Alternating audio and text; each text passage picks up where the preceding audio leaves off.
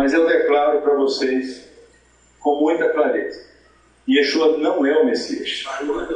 Não é o Messias bem Davi, nem é o Messias bem Yosef.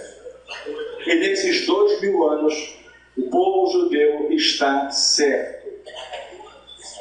Não existe mais para nós judaísmo na unidade, mas apenas judaísmo em si é pleno.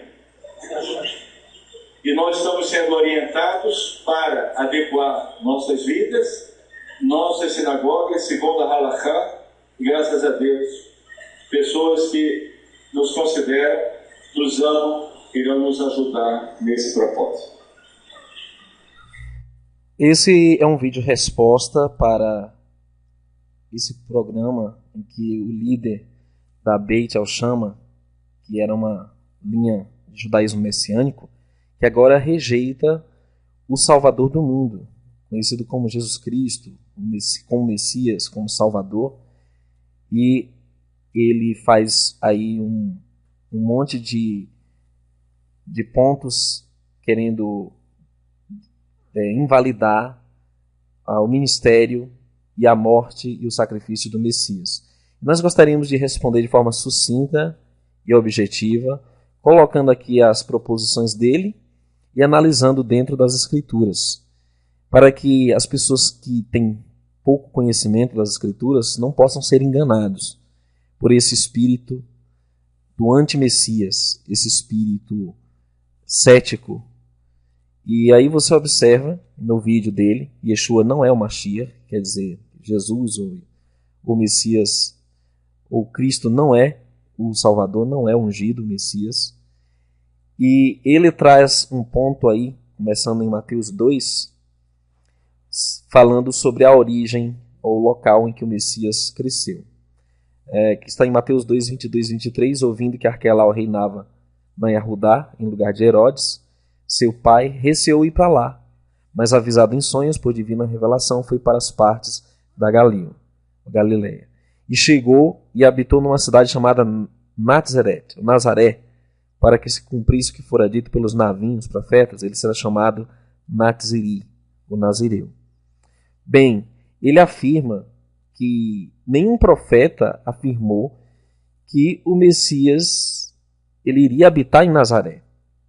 Ele alega que até porque não existia uma Nazaré na época em que os profetas viveram. Bem, se você observar com cuidado, a palavra Nazireu é do hebraico Nazir, que quer dizer simplesmente consagrado ou separado. Então, como que nenhum profeta ele anunciou que o Messias seria alguém consagrado ou separado? Em Isaías 49, 7, assim diz o Senhor, Redentor de Israel, o seu santo, a alma desprezada ao que a nação abomina, o servo dos que dominam. Os reis o verão e se levantarão, como também os príncipes, e eles diante de ti se inclinarão por amor do Senhor que é fiel e do santo de Israel que te escolheu. Sim, queridos, o maior profeta messiânico, Yeshayahu, Isaías, afirmou que o Messias seria desprezado, que o local de criação em que ele viveu seria desacreditado. Foi essa mesma reação que Natanael teve. Pode alguma coisa vir, boa coisa vir de Nazaré? Então foi profético, até o local em que ele cresceu. Era um local marginalizado, era um local que não era valorizado pelos judeus. E o Messias cumpre nitidamente essa profecia. Em Miqueias 5:2, a pessoa em questão aí afirma que não pode ser usado como um texto em que o Messias nasceu. Bem, vamos ler. E tu, Belém Efrata, posto que pequeno entre os milhares de Arudá, de ti me sairá o que governará em Israel, e cujas saídas são desde os tempos antigos, desde os dias da eternidade. Bem, o que ele alega é que o recenseamento nunca existiu, né? Que segundo Lucas 2:2, César Augusto manda recensear todo o império, na verdade, esse líder religioso desse movimento, ele fala que esse recenseamento nunca aconteceu. Mas dados históricos mostram que o censo ocorrido próximo ao tempo em que José e Maria desceram a Belém foi o primeiro censo ocorrido durante o governo de Quirino sobre a Síria. Isto implica que, posteriormente, houve um outro censo, e provavelmente aquele referido por Flávio Josefo, um historiador judeu, que confirma que houve sim um recenseamento. Então, historicamente, houve um recenseamento, e historicamente, o Messias nasceu, sim, em Belém.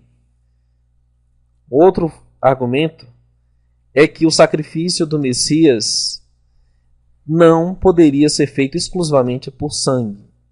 Ou, como ele refuta o texto de Hebreus, que fala que sem derramamento de sangue não há remissão de pecados. Ele utiliza Levítico 5:11, que diz: porém, se em sua mão não houver recurso para 2 rolas ou 2 pombinhos, então aquele que pecou trará como oferta a 10ª parte de um efa de flor de farinha, para expiação do pecado.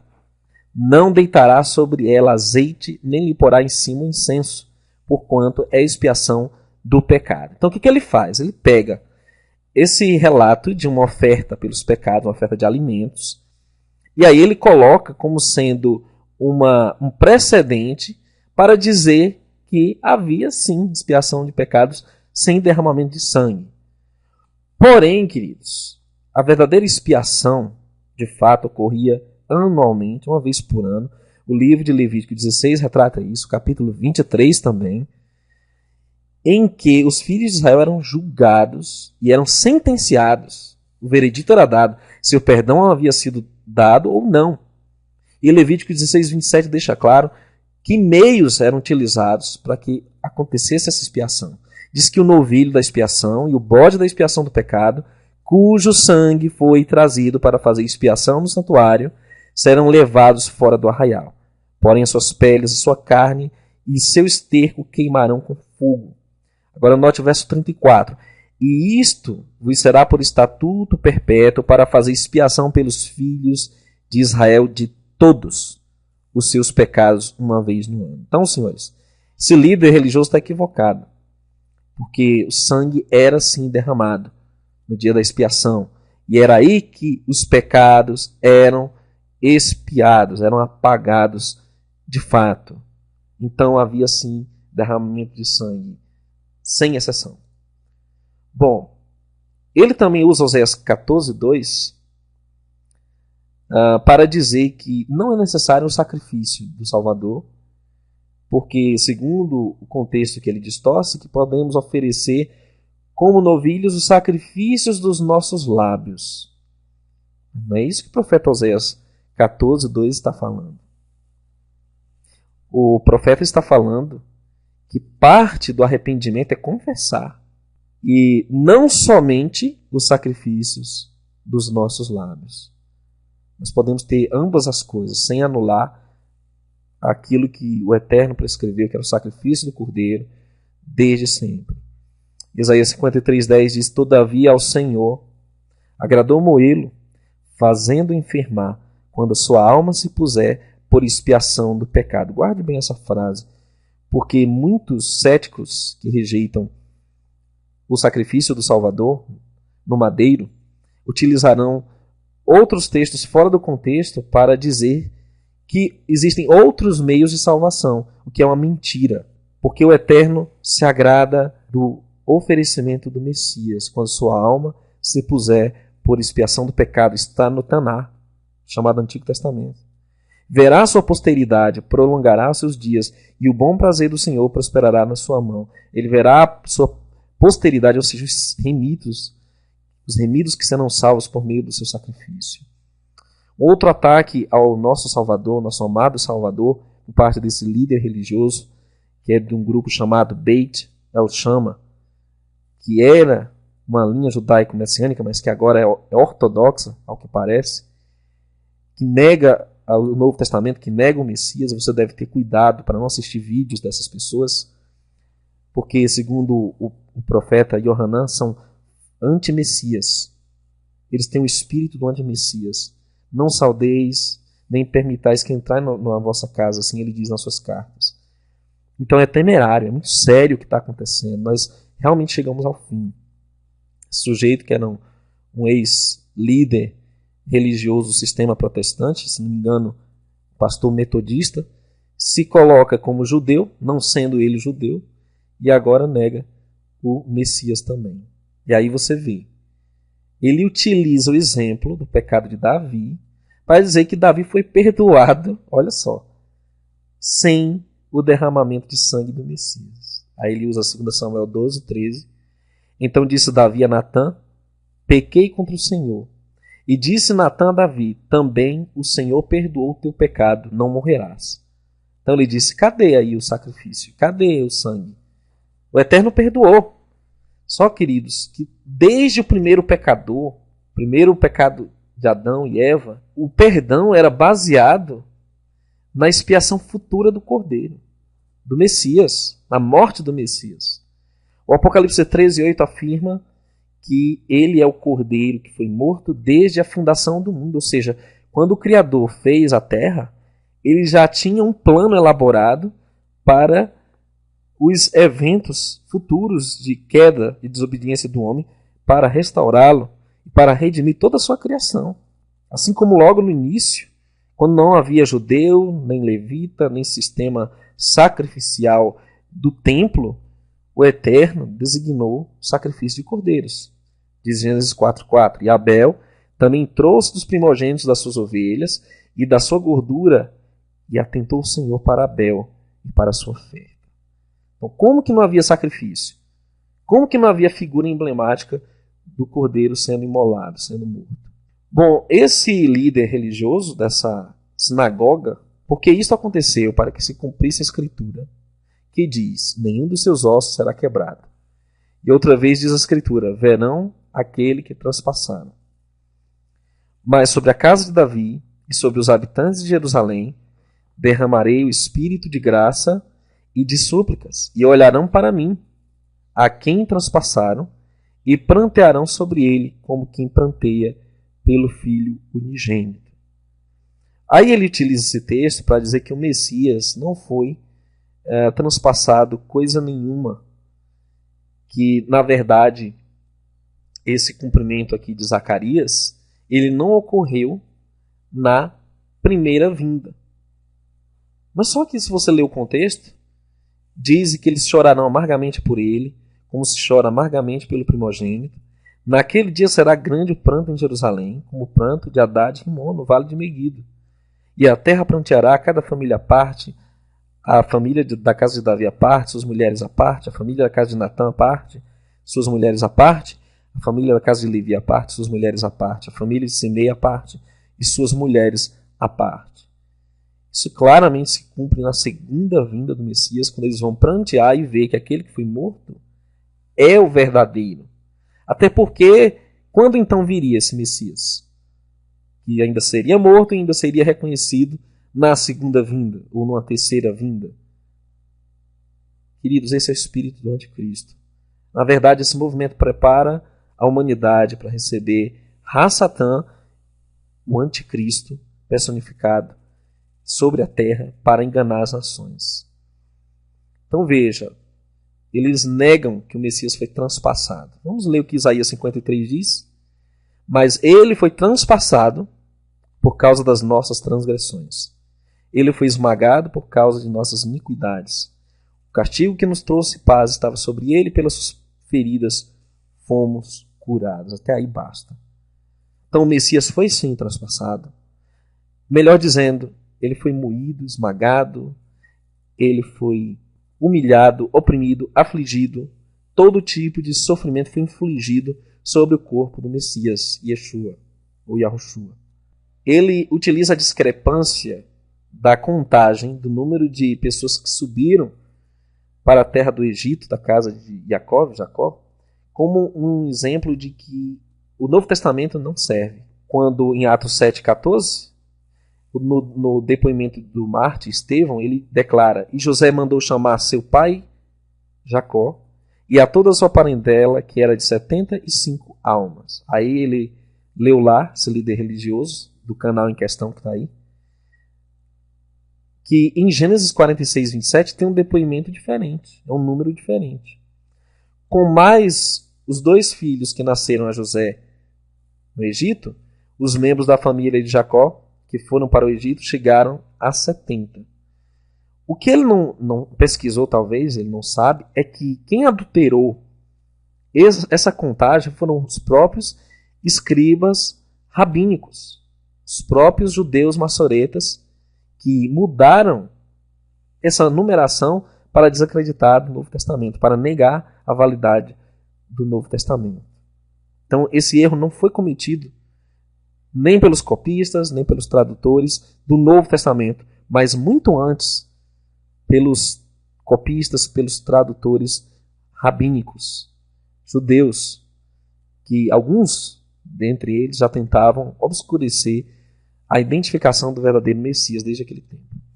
Bom, outro ataque, ele fala da discrepância aparente entre o depoimento do Messias, né, que chamam de Jesus, ou Yeshua, com o depoimento de João Batista.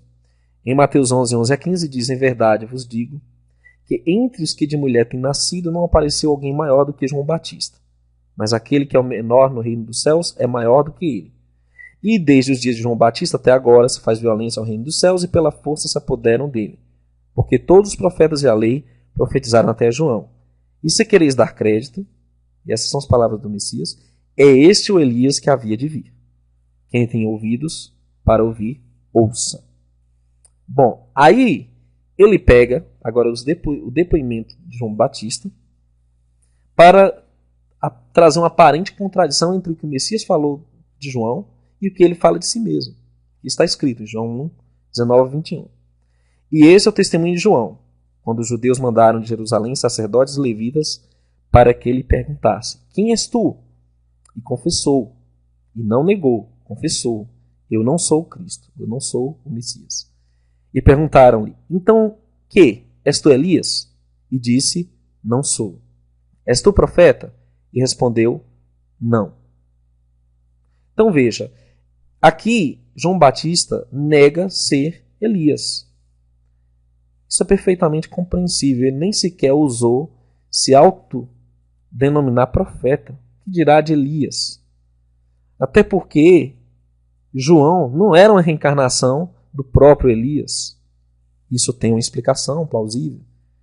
Em Mateus 11, 2 e 3 diz: João, ouvindo no cárcere falar dos feitos de Cristo, ou do Messias, enviou 2 dos seus discípulos a dizer-lhe: és tu aquele que havia de vir, ou esperamos outro? Então esse foi um momento de insegurança, de fraqueza de João, por estar preso, prestes a morrer, depois de 30 anos de preparo para o ministério e apenas 6 meses de obra, ele está preso. Satã põe em dúvida a sua própria mente a legitimidade do seu ministério e ele se pergunta, num momento de fraqueza humana. Isso não quer dizer que o ministério dele tenha sido um fracasso ou que ele não tivesse manifestado a profecia de Elias que havia de vir. Então anote aí. Aqui está a explicação. Lucas 1,17, o anjo diz para os pais de João Batista, ou de Yohanan: irá diante dele no espírito e virtude de Elias, para converter os corações dos pais aos filhos, dos rebeldes à prudência dos justos, com o fim de preparar ao Senhor um povo bem disposto. Então veja, João é a manifestação do espírito e do poder de Eliarro, ou de Elias. Ele não era a própria pessoa, isso é óbvio. Aqui se trata da profecia de Malaquias, quando fala que antes do grande e terrível dia, Elias seria enviado. E, em parte, ele cumpre isso porque ainda não chegou esse último e grande dia final. Então, essa é uma profecia que ainda será cumprida na sua plenitude. Por isso que João Batista foi cuidadoso em dizer que ele não era o próprio Elias. Que essa profecia ainda se cumpre na manifestação das 2 testemunhas, no Apocalipse 11, para os últimos tempos. Ainda em Mateus 3 diz: então veio Yeshua da Galiléia ter com Yohanan junto do Iarden para ser imergido por ele. Mas Yohanan opunha-se-lhe, dizendo: eu careço de ser imergido por ti, e vens tu a mim? Yeshua, porém, respondendo, disse: deixa por agora, porque assim nos convém cumprir toda a justiça. Então ele o permitiu. E sendo Yeshua imergido, saiu logo da água, e eis que lhe abriram os céus, e viu o Ruach de Eloá descendo e vindo sobre ele. E eis que uma voz dos céus dizia: este é o meu filho amado, em quem tenho prazer. Então, João Batista tinha certeza da filiação do Messias, Yeshua. Ele era, de fato, filho de Yahweh, do Todo-Poderoso Altíssimo. Ele não tinha dúvidas a respeito disso no batismo. Aquilo foi manifesto depois, num momento de fraqueza. Então, ele legitimou, ele disse: eu não sou digno de que ele desate as minhas sandálias, que dirá de batizá-lo. Ele entendia quem era quando declarou: este é o Cordeiro de Yahweh, que tira o pecado do mundo. Isso está em João 1:29. Muito bem. Eles também atacam esse grupo de fariseus modernos, né? Essa sinagoga aí. Há dúvidas de quem pertence a essa sinagoga, que, segundo Lucas 19, 26 e 27, quando o Messias diz: eu lhes digo que a quem tem, mais será dado, mas a quem não tem, até o que tiver lhe será tirado. E aqueles inimigos meus, que não queriam que eu reinasse sobre eles, tragam-nos aqui e matem-nos na minha frente. Essa foi uma parábola que o Messias contou para os líderes religiosos daquela época, que o rejeitavam e o perseguiam e queriam matá-lo. Bem, aí ele diz: onde está o amor aqui pelos inimigos? Queridos, esse truque é bem antigo e é bem utilizado também pelos falsos mestres do sistema religioso atual. O amor não anula a justiça e a verdade. O amor não anula o juízo. Quando o Messias vier, ele manifestará juízo. Isso se refere aos últimos dias. Em Isaías 63, 1-4, faz uma descrição da vinda do Messias, em que parece oposta aos ensinos de amor, de misericórdia ou da graça, quando diz: quem é esse que vem de Edom, de Bósra, com vestes tintas? Esse que é glorioso em sua vestidura, que marcha com sua grande força? Eu que falo em justiça, poderoso para salvar. Por que está vermelha a tua vestidura e as tuas roupas como as daquele que pisa no lagar? Eu sozinho pisei no lagar, e dos povos ninguém houve comigo, e os pisei na minha ira, e os esmaguei no meu furor. E o seu sangue salpicou minhas vestes, e manchei toda a minha vestidura, porque o dia da vingança estava no meu coração, e o ano dos meus remidos é chegado. Então, esse é o destino para todos que rejeitaram o Messias, inclusive estes que estão negando a autenticidade do ministério e a filiação de Yeshua, ou Yahushua, Ben Yahweh, filho de Yahweh. É esse o destino que vai acontecer. Ele vai vir com justiça, com vestes sujas de sangue. Vai pisar no lagar, ele vai esmagá-los no grande dia de Yah Todo-Poderoso. Bem, queridos, eles também utilizam alguns textos dos profetas para dizer que não se encaixam dentro da descrição profética, quando Mateus 2, 14 e 15 aplica a ida do Messias para o Egito, fugindo como criança, com seus pais. Há Oséias 11, 1 e 2, que diz: quando Israel era menino, eu o amei, e do Egito chamei meu filho. Aí o verso 2 diz: mas como os chamavam, assim se iam da sua face, sacrificavam a Baalins e queimavam incenso às imagens de escultura. Aí ele diz: aí não encaixa, porque queimar a imagem, incenso à imagem de escultura? Mas observe, o Messias tinha que cumprir toda a justiça. Tudo que foi prefigurado pelos profetas, pelos patriarcas, principalmente por ele ser chamado de filho de Yosef, o José do Egito, aquele que foi levado pelos seus irmãos à força, feito escravo e depois prisioneiro e depois redimido e alcançou o posto de governador do Egito, Yeshua cumpre isso. Assim como todo Israel foi escravo no Egito, assim como Abraão foi para o Egito por circunstâncias que o obrigaram a isso, o Messias também cumpre essa característica e se encaixa perfeitamente. Quando ele foge para o Egito, levado por seus pais, para não ser morto pelo soldado sanguinário de Herodes. Então é perfeitamente plausível que se encaixe sim também na pessoa do Messias essa característica. Bom, aí você observa. Eles também utilizam, por isso, quando Cristo veio ao mundo, disse: sacrifício e oferta não quiseste, mas um corpo me preparaste. O argumento desse fariseu, que fez o vídeo de Yeshua não é o Mashiach, é que no original não tem corpo. Mas veja bem, Salmos 46, realmente está assim: sacrifício e oferta não quiseste, os meus ouvidos abriste. Holocausto e expiação pelo pecado não reclamaste. Bom, no Salmo 40 não está implícito que é corpo. Mas existem outras porções do Taná, do Antigo Testamento, que dão a entender que sim, que o Eterno pediu um corpo. Veja, Isaías 53, 10. Todavia ao Senhor agradou moê-lo, moer o corpo, fazendo enfermar.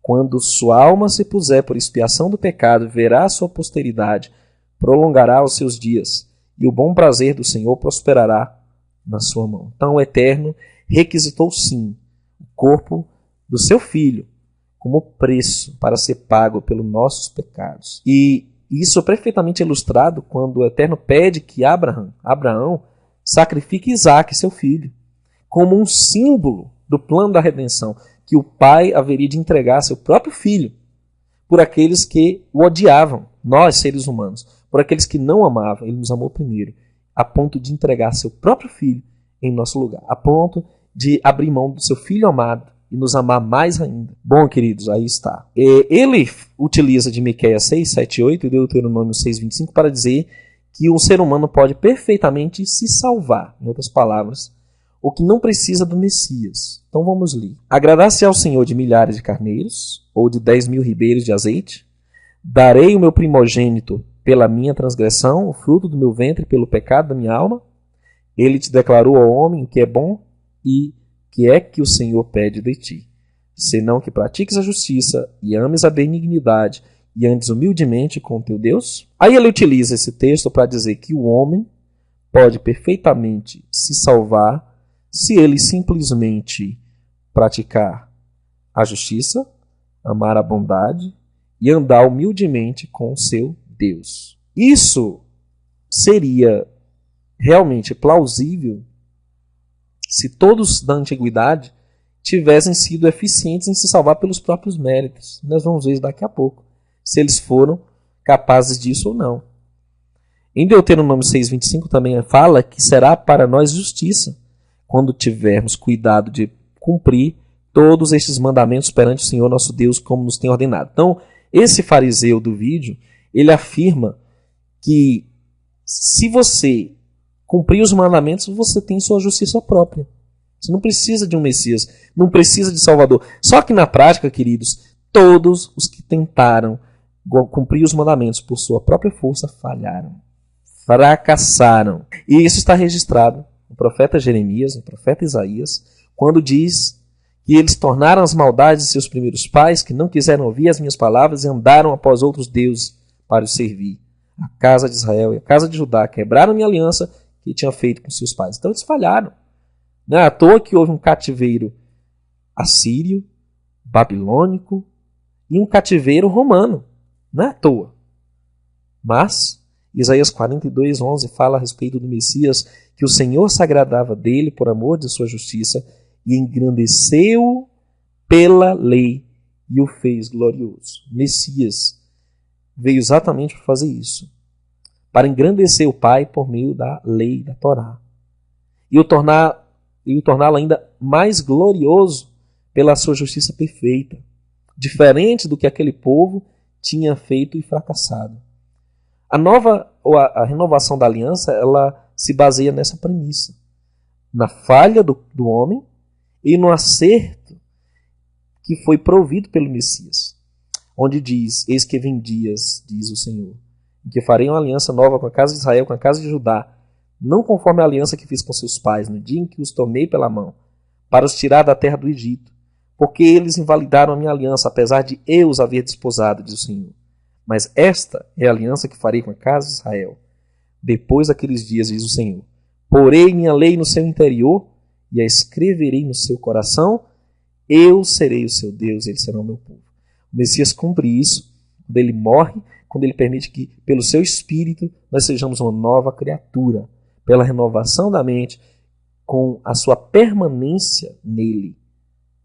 Ele afirmou: sem mim nada podeis fazer. Tudo podemos naquele que nos fortalece. Não podemos nada de nós mesmos.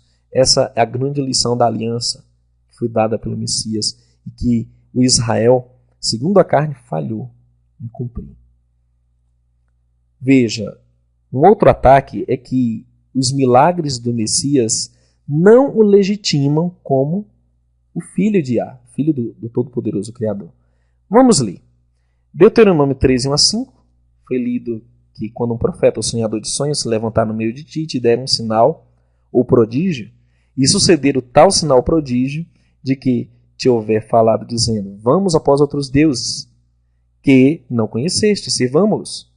Não ouvirás as palavras daquele profeta, o sonhador de sonhos, porquanto o Senhor vosso Deus vos prova para saber se amais o Senhor vosso Deus com todo o vosso coração e com toda a vossa alma. Bem, aí ele diz o seguinte, que os sinais não seriam um requisito para validar a autenticidade do ministério do Messias. Mas, se você ler um outro profeta messiânico, que foi Isaías, ele diz, o Espírito do Senhor, Yah, está sobre mim, porque o Senhor me ungiu para pregar boas novas aos mansos e enviou-me a restaurar os contritos de coração, a proclamar a liberdade aos cativos e a abertura de prisão aos presos, e a pregoar o ano aceitável do Senhor e o dia da vingança do nosso Deus, a consolar todos os tristes, a ordenar acerca dos tristes de Sião, que se lhes dê glória em vez de cinza, óleo de gozo em vez de tristeza, vestes de louvor em vez de espírito angustiado, a fim de que se chamem árvores de justiça, plantações do Senhor, para que ele seja glorificado. Não foi essa obra que o Messias cumpriu? Libertou dos pecados, aliviou o sofrimento, curou as enfermidades, expulsou os demônios e libertou o seu povo. Anunciou o ano aceitável do Altíssimo, dia da vingança. Consolou os tristes. Foi exatamente essa essência do ministério do Messias que o legitima, sim, como nosso Salvador, Salvador da humanidade. Apesar de falsos profetas também imitarem alguns desses feitos, mas também o Messias seria legitimado por estes sinais.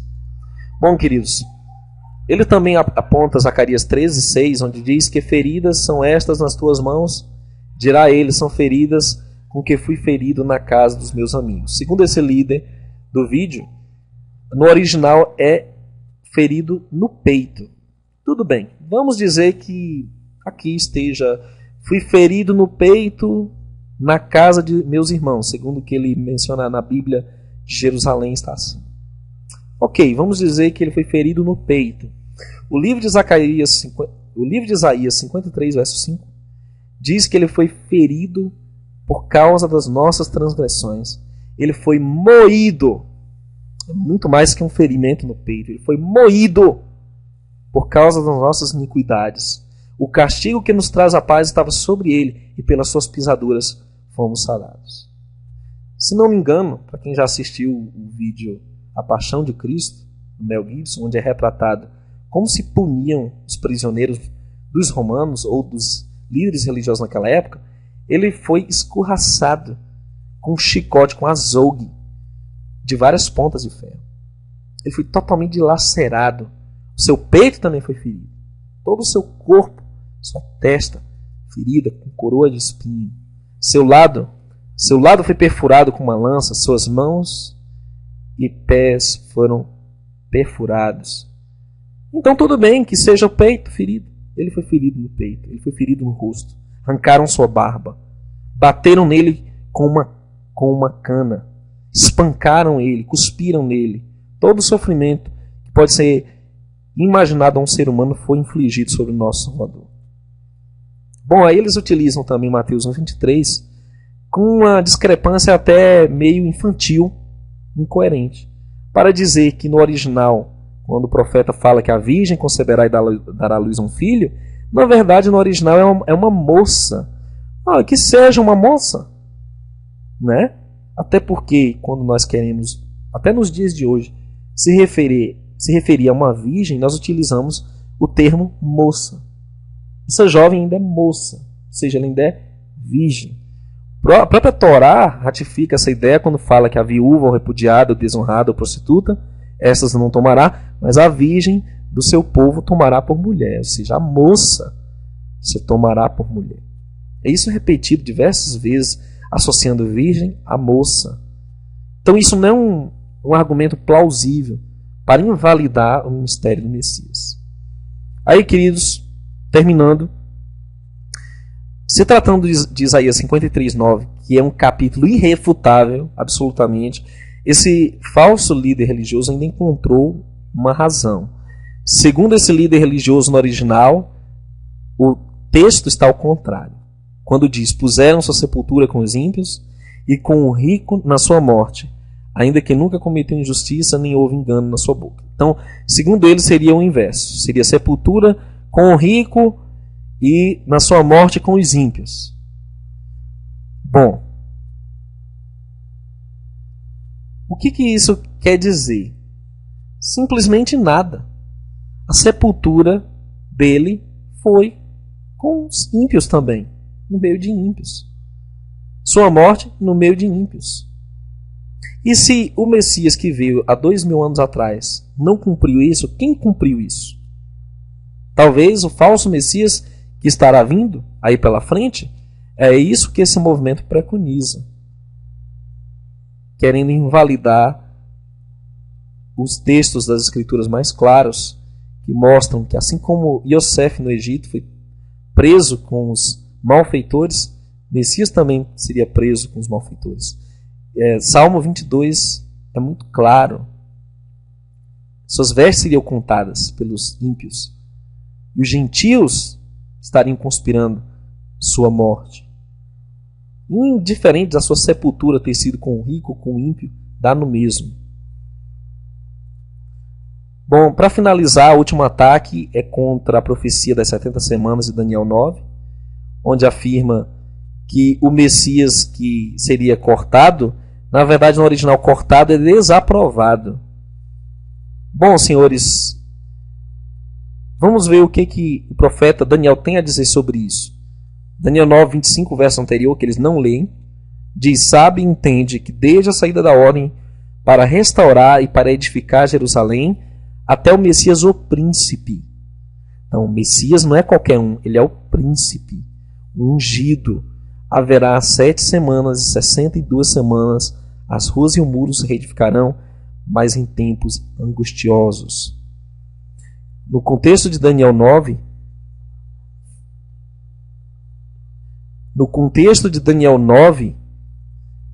é muito claro que no verso 24 a missão seria ungir o Santíssimo, para estabelecer uma justiça eterna, seria para cortar as transgressões, pôr um fim nos pecados. Então tudo isso é um processo que o Messias realizou. Tudo isso é um trabalho de salvação que o Messias se encaixa perfeitamente, e não um rei qualquer, como eles afirmam que foi Agripa, ou o anticristo, ou qualquer outro indivíduo. E isso está claramente até retratado nas Escrituras. Digamos que ele foi desaprovado. Digamos que o povo da época o desaprovou, ou digamos que até mesmo o próprio pai o desaprovou. Até isso tem uma explicação. O Salmos 22:1 diz, Deus meu, por que me desamparaste? Por que te alongas do meu auxílio, das palavras do meu bramido? E o Messias profere na cruz, ou profere no madeiro. Em Mateus 27:46, e perto da hora nona exclamou Yeshua em alta voz, dizendo, Eli, Eli, lama sabachthani. Isto é, Deus meu, por que me desamparaste? Se o Messias foi desaprovado pelo Eterno, foi por causa dos nossos pecados. Então, claramente, foi para o fim da nossa salvação, com o propósito de nos redimir, de nos reunir novamente ao Pai, como o apóstolo Paulo explica, que ele se fez pecado por nós para que a sua justiça se tornasse a nossa justiça. Meus queridos, não se deixem enganar pelos falsos mestres, os falsos profetas. Fique atento, não dê crédito a ninguém que nega as Escrituras, seja o Antigo, o Novo Testamento, mas persista, guarde a fé, porque a tua coroa é certa. Ok? Deixe seu like no vídeo, compartilhe. Até um próximo.